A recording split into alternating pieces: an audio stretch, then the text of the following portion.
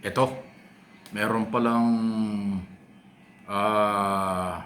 sulat na ipinarating sa Office of the President.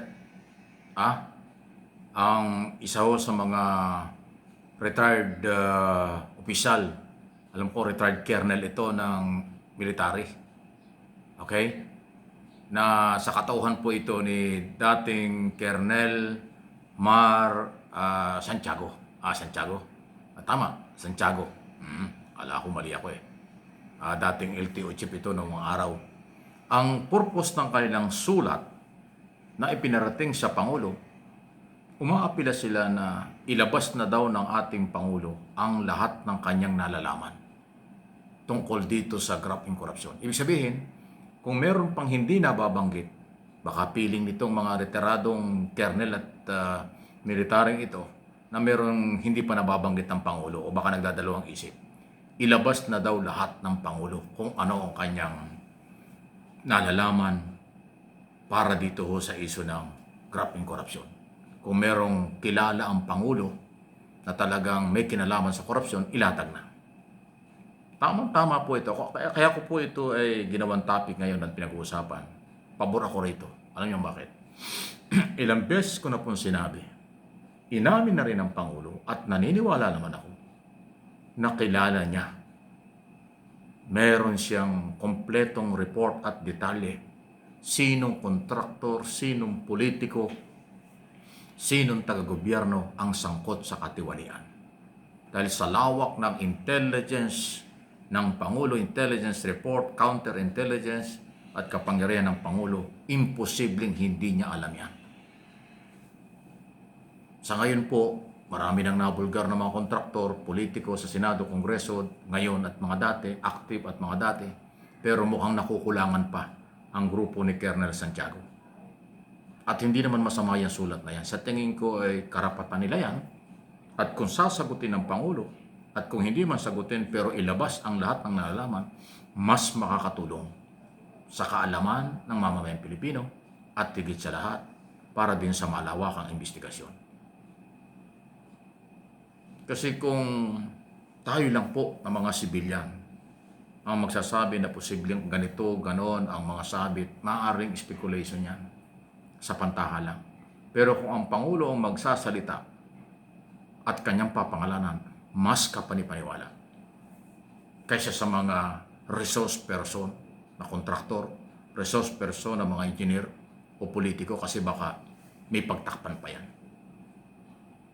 Mas maraming alam ang Office of the President sa katotohanan na magpagkakakinanlan kung sino ito. Dahil total, ang sabi naman ng Pangulo walang kamag-anak, walang kaibigan, walang kapartido. Pag may ebidensya ang magiging basihan para kasuhan ang kahit sino. Walang pinipili. Ay di, tama-tama, ilabas lahat.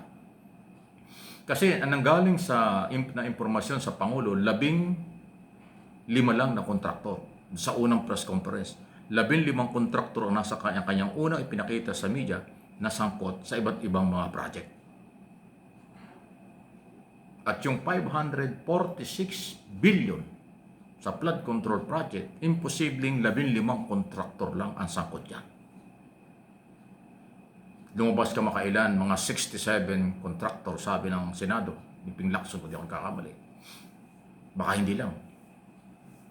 Ang Public Works ang mayroong listahan yan. Di ba? Hindi naman inilabas until now ni Secretary Dizon kung ilan talagang kontraktor. Baka ayaw niyang pangunahan ng Malacanang. Kasi ako'y naniniwala at malamang si Colonel Santiago naniniwala rin at kayong mga Pilipino, tayong mga Pilipino, na mayroong unang listahan ang Pangulo sa kung sinong kontraktor at politiko at sangkot sa katiwaliang ito. Hindi pa lang na ilalabas lahat.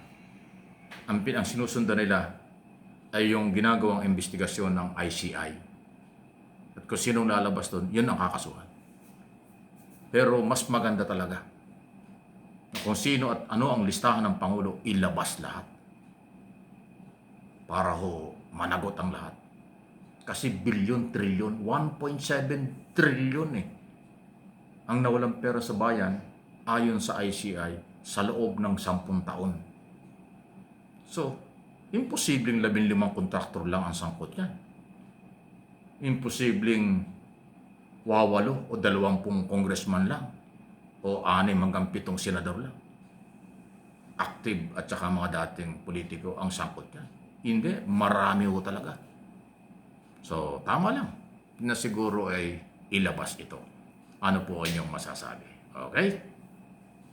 Samantalang nakapila daw po at sunod-sunod na ang ipapile na kaso sa kung sino-sino na ngayon po ay nasa ilalim ng mga recommendation, referral ng ICI, Independent Commission for Infrastructure, sa Office of the Ombudsman.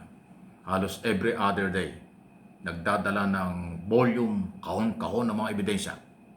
Matatambakan ng mga ebidensya ang Office of the Ombudsman galing sa ICI.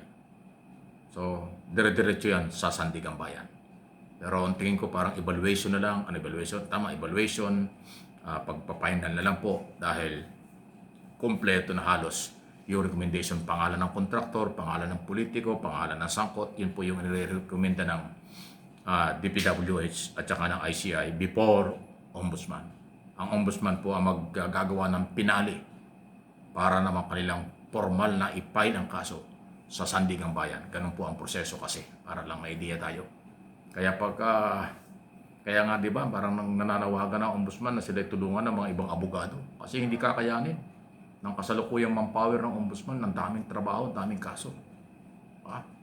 Sabihin mo kung 1,000 to 1,200 ang kakasuhan, ay ang ebidensya sa bawat isa ay kahon-kahon. So ilang libong kahon yan.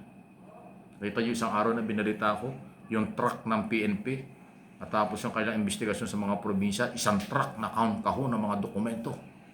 Re-reviewin yun. So kung kakunti ang abogado, kakunti ang manpower, talagang mahirap. Yung trabaho kasi ng ICI, recommendatory lang. Wala naman silang power na mag-prosecute. Wala. Fact-finding lang ito. Investigation lang. Kaya lang, problema sa investigasyon puro executive session.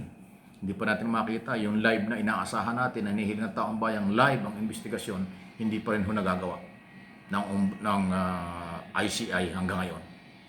Hindi ko alam kung bakit. Ginagawa pa daw yung rules. Gagawa pa ng rules kung paano mag-live. Wow.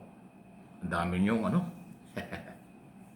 So, habang wala pa tayong nakikitang live na question and answer at investigasyon mula sa ICI, so kung ano kailang ginagawa, pag evaluate ang dokumento, yun ay pinipresenta sa Ombudsman, kahon-kahon, tapos ang Ombudsman ang bahala kung paano dalhin sa Sandigang Bayan.